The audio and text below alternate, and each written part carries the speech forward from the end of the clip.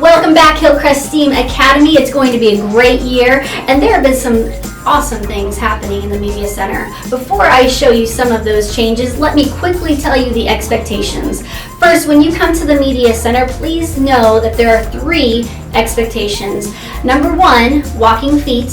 Number 2, respect people, books, and objects. And number 3, leave all parts of the Media Center nice, neat, and ready to go for other classes. Second, students, you may check out up to 3 books in the Media Center. Make sure that you have all your books turned in from last year, whether it's from here or you come from a different school. Make sure you have all those books turned in.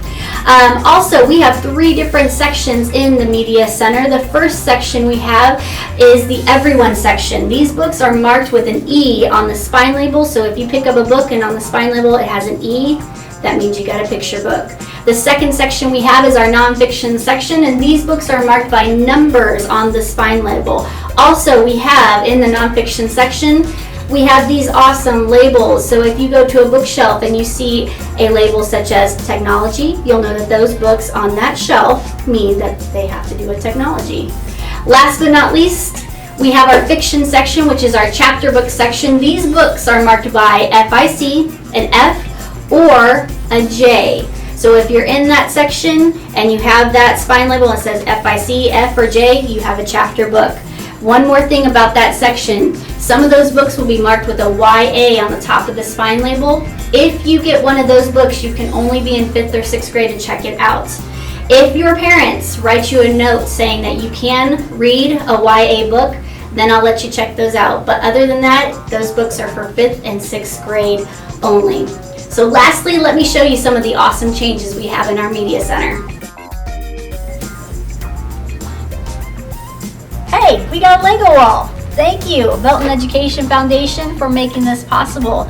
So a couple things that you need to know about the Lego wall. Number 1 is we have a specific bucket of Legos just for the Lego wall. So please try to keep the Legos in the makerspace separate from these Legos right here. And guess what? We're gonna get more Legos, so don't think that these are all we've got.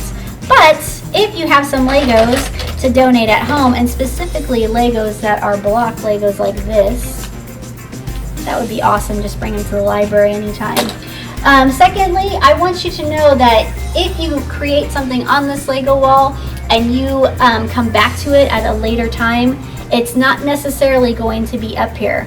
The reason being is, well, we just don't have enough Legos and we just don't have enough space for everyone to keep their creations up here. So if you want to take a picture of your Lego creation on the wall, that's perfectly fine.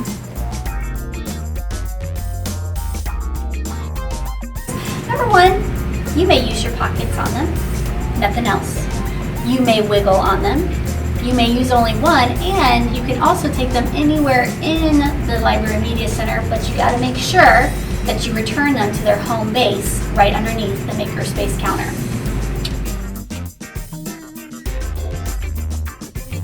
Hello, you know about the Makerspace and you know how to keep the Makerspace clean, but I'm just going to remind you guys. So a couple things that we have new this year, we have some Tinker Toys, we also have some Lincoln Logs, and we also have Connects. As always, whenever you are done playing in the Makerspace and creating, we ask that you please put things back in their respective bins and do not mix and match, so that way it keeps everything organized, nice and neat for the next class. We've got 2 whiteboard tables this year that I want you guys to be aware of. You are welcome to draw on it, you're welcome to write notes on it, you're welcome to plan on it. Couple things that you need to be aware of though, make sure that whatever is put on these tables is helpful, not hurtful, and also school appropriate. When you're done with these whiteboard tables, make sure that you use the spray bottle with water and a paper towel to clean them off.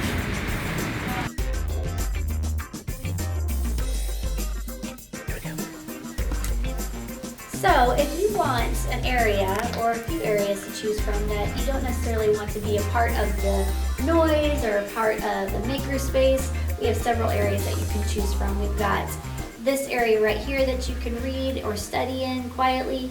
You can have this area back over here to my right shoulder, and then we also have Kidder Corner. And we will also have pillows over in Kidder Corner that you can use to kind of just curl up and read a good book. And that way you don't have to worry about any of the noise that can come from the maker space. So these 3 areas right here are just reserved for people to just kind of quietly sit, read, or study if you want to.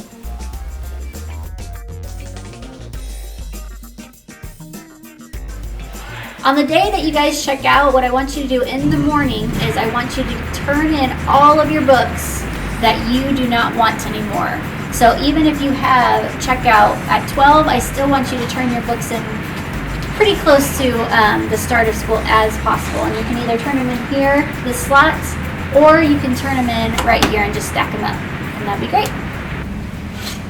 All right, when you come into the library, make sure that you grab a shelf marker right here. The way that you use a shelf marker is you're gonna come over to a section that you want.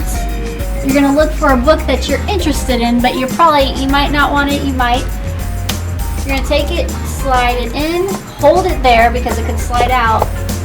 Take the book out, so that way you know where the book goes if you decide, this book just isn't for me. So let's just say if you do forget to put your shelf marker in, so let's just say I grabbed this book right here and you're like, oh no, I forgot my bookshelf marker. What you're gonna do is you're just gonna put it right here on the top shelf, so that way Miss Appling or Miss Meyer or Miss Fitzpatrick can come around and can grab that lost book and put it where it's supposed to be.